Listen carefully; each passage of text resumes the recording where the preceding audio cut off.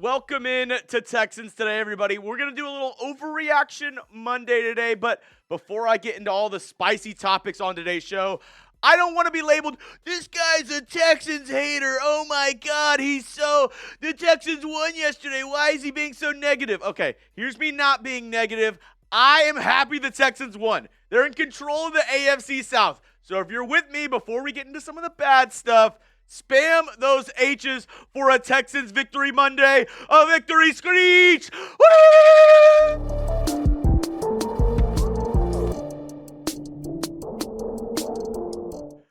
And we have our overreaction Monday coming up on today's show. A 23-20 win over the Colts in Week 8. And we'll get into all the top stories that you need to know around the Houston Texans on a Monday morning after this 23-20 win. Now, before we get into it, if you're new to the show, this is kind of how I kind of grade all the stuff, all the rumors, all the, overreactions throughout the week. If I give it 0 Toro heads, fake news, not happening, no chance. 1 head, small shred of truth, people are talking. 2 heads, 50%, 3 heads, pretty likely, and you kind of get the deal there. The more Toro heads I give it, the more likely I think something is, or the more strongly I believe about a certain topic. So this is what we're going to talk about on today's show. Kenyon Green, should he be benched? Will Anderson Jr., should he be the Defensive Player of the Year? And should the Texans promote Jarrett Patterson over Bobby Slowik? Some spicy topics on today's show. Let's get into the first one. Kenyon Green, should he be benched? That's 4 Toro heads. 100% H-Town, hold it down, because I can't watch another snap of Texans football with this man at left guard. I'm sorry. Nothing against Kenyon Green. Maybe he needs to go back into the lab, maybe get some more work out in or something, because he has been awful. I mean, he's in the bottom 5 for guards according to PFF. His grades this season, 539 snaps, a 39.1 overall grade, pass blocking grade of 44.1, a run blocking grade of 43.5. He allowed 6 pressures yesterday. 6 pressures. He was awful. It was so bad that when he got taken out of the game, when he got put back in, I want to say the next 3 plays, he allowed a pressure on every single one of his players, or got beat on every single one of his next 3 plays after he re-entered the game. 2 QB hits and a sack allowed. He looked lost out there, and the offense was struggling when Kenyon Green was in the game. It was so obvious. It was so, it was so out there that you couldn't even hide it in plain sight that he did have to be taken out of the game yesterday by DeMeco Ryans. So I want to hear from you. Let your voices be heard. Like the video right now if the Texans need a change on the offensive line. I'm gonna allow a YouTube ad break right here, actually, because I want every single person to go down and hit that like button, because if you don't think this Texans offensive line needs a change, I don't know what else to tell you. Now, I don't want to blame it all on Kenyon Green.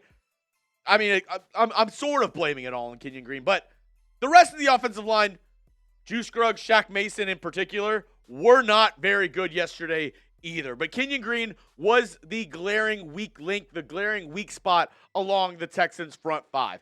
And obviously, they did sub him out for a short period of time for Jarrett Patterson. And the Texans went on and they had a, really good drive. They ended up scoring with Joe Mixon, and Jarrett Patterson got injured in that drive, is currently in concussion protocol. We don't know where he's at in that right now, so we'll have to evaluate that throughout the week. But it's a short week going to New York to play on Thursday night up against the Jets. Reminder, I'll be live for that game. So it makes me wonder, I don't think Jarrett Patterson will be available in such short notice. Could Kendrick Green get a chance at the left guard spot? Because I think the Texans, they got to do something. They got to make something happen along the front 5, because Kenyon Green, I don't know if it's a confidence issue. I don't know if it's, he's just not seeing the game clearly. He's not understanding what his responsibilities are. But Kenyon Green has just been so bad. It's just totally affected the entire Texans offense to where they can't even move the ball. I mean, it's like watching a JV offense out there when Kenyon Green's out there, because you snap the ball to CJ Stroud, and 2 seconds later, he's running for his life back there. So something needs to happen along the offensive line, whether they put Kendrick Green in or whether they make a move in free agency or via a trade. I'll come out with a new video this week around some options for the Texans in the trade market, in the free agency market. But if you want to see my last video where I talked about some trade options, some different options the Texans could do maybe in free agency along the offensive line, it's on the channel. It's right here. Texans trade rumors. DeMeco said everything's on the table. Well, DeMeco, let's put it on the table and let's improve this Texans offensive line and finally do something about it instead of just talking about it. Let's talk about Will Anderson Jr. Should he be Defensive Player of the Year? Before I give my answer, hold your horses, producer Trace. Before I give my answer, I want to hear from you folks at home. Let me know. Do you think Will Anderson Jr. wins the Defensive Player of the Year? Not do you think he should. Do you think he will? If you had to, put your money where your mouth is, do you think Will Anderson Jr. wins Defensive Player of the Year? Let me know yes or no. Well, you get your answers in. Let me talk about putting your money where your mouth is when it comes to daily fantasy sports. And there's one app and one app only that you should be using, and it's called Prize Picks. They are America's #1 daily fantasy sports app with over 5 million active members. Get in on the daily action with your friends and become part of the Prize Picks community today. Prize Picks is the best way to win real money this football season and basketball season. Also, hockey's out there too. Any sport that you want to play daily fantasy in, they've got you covered. Make your picks in less than 60 seconds and turn your sports opinion into real money all season long. And if you're wondering, hey, I don't know what I should play, I don't know what I could possibly do, well, Monday Night Football, we got Russell Wilson, 1.5 passing touchdowns. I like that. Give me the more on that. Najee Harris, that run game for the Steelers has been electric with Najee Harris. He's had a resurgent year. I think, especially against the Giants defense, who's not been good this year against the run. Yeah, give me the more on that. Malik Neighbors, the rookie sensation, they're going to target him a ton. I think he gets more than 6 receptions. And then TJ Watt, a quarter of a sack. I mean, yeah, against Daniel Jones, I'll take that. Give me the more on that as well. Use my picks. Go against my picks. Just do it over on Prize Picks. Download the Prize Picks app today and use code CLNS and get $50 instantly when you play $5. That's code CLNS on Prize Picks to get $50 instantly when you play $5. You don't even need to win to receive the $50 bonus. It is guaranteed. Prize Picks. Run your game. So in terms of Will Anderson Jr., should he be the Defensive Player of the Year? I'm going to give that 3 Toro heads, and I'm saying it is trending in that direction. He has looked fantastic in his second year out of Alabama. He is 3rd in the NFL in sacks this season, only behind Will McDonald, had a farm, and Dexter Lawrence, tied with Aidan Hutchinson at 7.5. I mean, it was honestly really sad that he's out for the rest of the season, but Will Anderson Jr., he has been that good this year.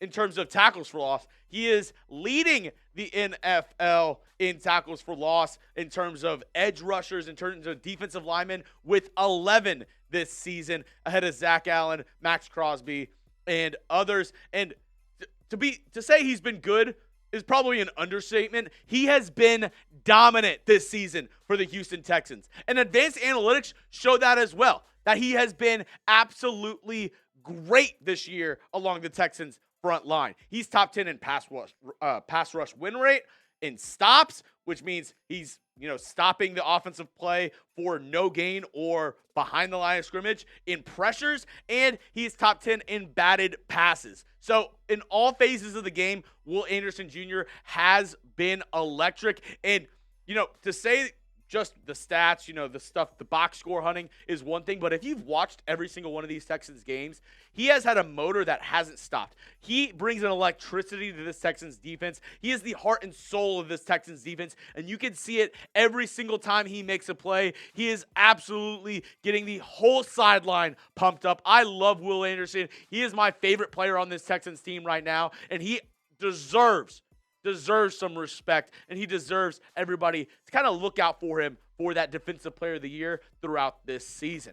Lastly, on today's show, should the Texans get rid of Bobby Slowik? I mean, he was getting head coaching interviews this past offseason, and should they replace him with Jarrett Johnson? Not so fast. I'm going to call fake news on this one for the time being. I know there's a lot of critics out there, and trust me, I'm in some Twitter spaces, Twitter groups. I see it all over social media. Bobby Slowik sucks. Fire Bobby Slowik. Get him out of here. I don't want to see Bobby Slowik. I've heard it all. I'm going to go fake news for right now because, when I saw the reports yesterday, CJ Stroud, Bobby Slowik were not happy with each other on the sidelines during the game yesterday. Just normal. When the offense isn't doing as well as they should, it's obviously not going to be all, roses and chocolates on the sideline. But I'll be objective in saying this. Bobby Slowik, he hasn't been great this year. He hasn't been what he was last year in that magical run the Texans had during Stroud's rookie season. But with the offensive line play, I'm not sure if you can even judge the calls. We don't even get to see the plays kind of go through the progressions. We don't even get to see what Bobby Slowik is really drawing up on certain plays because the offensive line, the tight ends, have not been able to block worth a damn this year whenever it comes to the passing game and the running game for that matter. So I don't know how we can evaluate his play calling, evaluate how he's doing when Stroud doesn't even have a chance to, run the plays that Bobby wants him to run. And I know some of that probably comes down to, he's the offensive coordinator. He should know the strengths and weaknesses of this offense and be able to scheme around that, which is true. Bobby Slowik, sometimes some of the plays, even yesterday, I was like, that's an idiotic play. I don't know why the Texans are running this play. It was, on certain situations, I could see where Texans fans were upset with Bobby Slowik and his play calling. But he's not going to be perfect all the time. He's not going to make the perfect call every single time. At some point, this Texans offensive line needs to step up and block. And at some point, there needs to be execution along the entire Texans offense for these plays to work. So I don't know if it's as simple as get Bobby out of here and Jarrett Johnson's going to fix everything. I think Jarrett Johnson's a great coach. I think eventually he's going to be an offensive coordinator. He's going to get his chance, and he's going to surprise a lot of people whenever he gets a leadership role for a team, whether that be the Texans if Bobby Slowik moves on or another team that hires him this offseason. I think he's going to be a very hot commodity this offseason one way or another. But mid-season and make that change right now, I don't think that's smart whatsoever. I don't think that makes any sense for this Texans team, for this Texans offense. I think C.J. Stroud and Bobby Slowik have a pretty good working relationship. I know C.J. Stroud and Jarrett Johnson have a really good relationship as well. But, you're acting like the Texans are bottom 10 in the NFL in every single statistical category on offense. And that's just not the case. When we look at the Texans' offensive rankings this season, they're 10th in yards per game, 8th in passing yards per game, rushing yards per game, 18th. But also your running back 1, running back 2 missed a majority of the season. So, or at least half of the season so far. So that could equate to some of that, low numbers in the running game. You're 9th in terms of turnovers, and you're 9th in red zone percentage in scoring. So, yes, you're not being dominant like you'd like to see, but to say that Bobby Slowik in this offense is just like the worst offense you've ever seen, that doesn't really make a lot of sense to me. They're winning games. They're 6-2, and this offense, whenever they have blocking, whenever, they have their star players, like Nico Collins isn't even in the game right now, they've looked really good. So to put it all on Bobby Slowik and say we need to fire the OC, I think that's a little bit overboard. I'm still team Bobby, even though sometimes he does make me want to pull my hair out, but I'm still on team Bobby. I think he can turn it around. I think this Texans offense can turn it around this season. That's all I got for you on today's show, folks. Make sure to hit that subscribe button. Never miss a moment of Texans football. I'll be live on Thursday, Halloween, a spooky Texans live, where the ghouls and goblins will come out and the Texans will go to MetLife Stadium.